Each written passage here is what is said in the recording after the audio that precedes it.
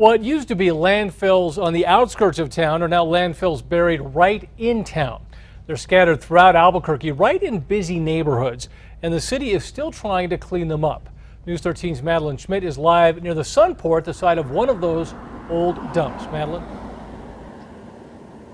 Yeah, well, Dean, the Sheraton here by the Sunport sits right on top of what operated as a landfill between the years of 1948 and 1965. But the city says there is no reason to panic if you live or work next to one of these sites.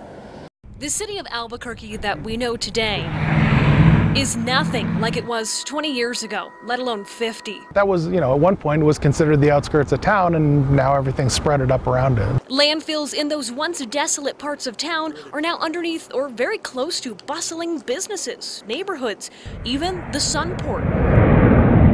The city says it's been working diligently to make these closed-down dumping sites safe. Some have already reached that standard. About 9 others are still in the works, and it's not an easy process. Regulations of yesteryear pale in comparison to today's environmental standards. Especially these old ones that weren't lined or anything to do any kind of control. So, and back at the time when these were in operation, all kinds of stuff got thrown in the trash without a second thought. The biggest defunct landfill in the city is the Los Angeles, although many likely know it as the empty lot used by RVs during Balloon Fiesta. We have some definite known issues here. It was in operation recently enough that there's still quite a bit of methane that's coming out of it, and a risk for it to migrate underground off-site.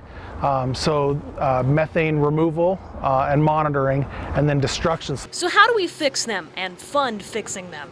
Geo bonds that voters decide on every other year is one means of remediation. For all of the work that's done every year, there's roughly like $400,000 in operating costs, and then a similar amount to pay for the staff that does the actual work. Another way, fees tucked into your garbage bill. There's an ongoing cost to make sure that something somebody used decades ago isn't causing problems for us today.